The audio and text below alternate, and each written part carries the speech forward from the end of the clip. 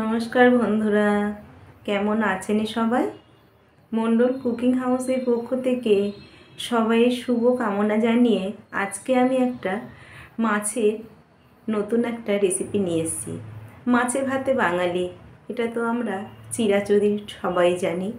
আর সেই ফিশটাকে যদি আমরা ভিন্নভাবে, ভিন্ন স্বাদে এবং কম সময়ে আমরা এই রেসিপিটা বানাতে পারি তাহলে মন্দ হয় না কি?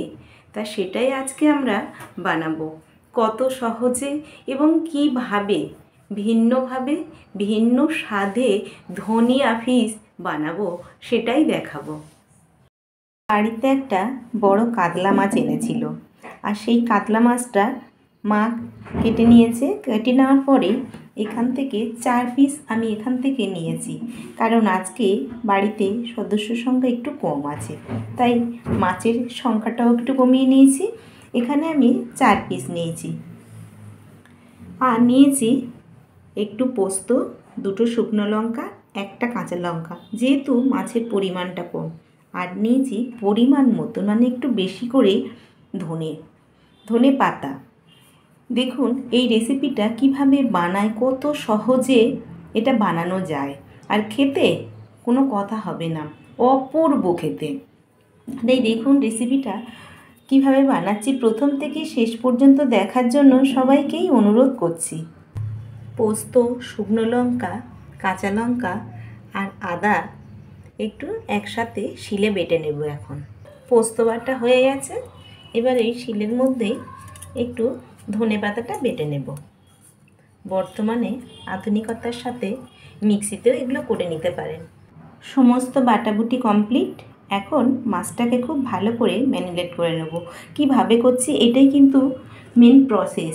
প্রথমে মাছগুলোর একটু লবণ আর হলুদ মাখিয়ে নেব। লবণ, হলুদ, একটু সরিষার তেল দিয়ে দেবো, একটু না পরিমাণে বেশি সরিষার তেল দিয়ে দেবো। সরিষার তেলটা দিয়ে দিচ্ছে।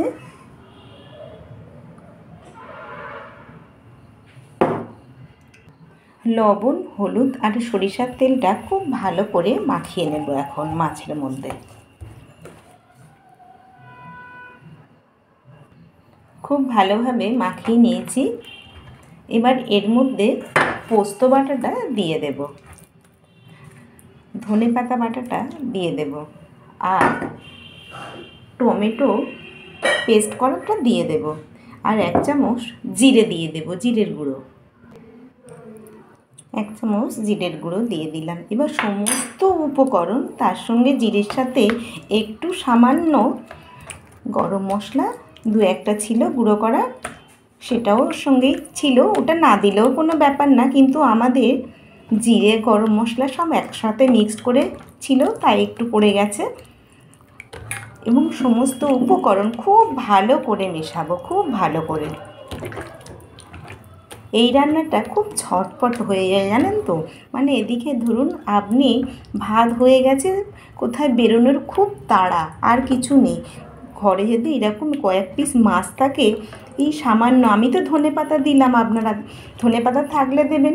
এই তো সিজন এখন ধনের পাতা, তাই এখন তো পাওয়াই যেতে পারে, তাই আমি ধনে পাতা দিয়ে করলাম। না হলে এভাবে ঘরে যা থাকবে সেটা দিয়েই করতে পারেন। এভাবে আমি এখন 5 মিনিট রেখে দেব। 5 মিনিট পর ফিরে আসলাম। এবার যে পাত্রে রান্নাটা করব এর একটা কড়া নিয়ে নিলাম, এর মধ্যেই মাছগুলো বসিয়ে দেব। প্রথমে একটু গ্রেভি দিয়ে দেব, মাখিয়ে দেব চারপাশে। নিচে একটু মশলার গ্রেভিটা এভাবে মাখিয়ে নেবেন, দিয়ে মাছগুলো বসিয়ে দেবেন। এবার মাছের উপরে বাকি গ্রেভিটা দিয়ে দেব। এবার যে পাত্রে মশলাটা মেখেছিলাম সেই পাত্র ধুয়ে সামান্য একটু জল দিয়ে দেব। মশলা দেওয়া থালার জলটা এবার একটু দিয়ে দেব, দিয়ে এটা উনুনে এখন বসিয়ে দেব। তার আগে এটা চাপা দিয়ে দেব, দিয়ে 15 মিনিট এখন লো ফ্লেমে আমি রেখে দেব। এভাবে বসিয়ে দিলাম। প্রথম 5 মিনিট একটু জোরে জাল দেবেন, তারপরে আস্তে লো ফ্লেমে আরও 10 মিনিট এভাবে বসিয়ে রাখবেন, রান্নাটা পুরো রেডি হয়ে যাবে, আর কিছুই লাগবে না। দেখলেন কত ঝটপটে এই রান্নাটা হয়ে যায়। 7 মিনিট পর আমি এটা একবার খুললাম। এবার মাছগুলো একটু উল্টিয়ে দেব, দিয়ে আবার একটু ঢাকা দিয়ে দেব। কালারটা দেখতে পাচ্ছেন, আর গন্ধটা তো ম করছে।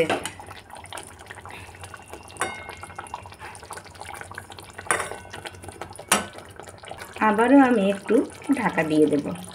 আবারও আমি 5 মিনিট পর ঢাকাটা খুলে দিলাম, আর দেখুন পুরো মাখা মাখা হয়ে এসছে, পুরো জল শুকনো হয়ে গেছে, আর গ্রেভিটাও খুব সুন্দর হয়েছে।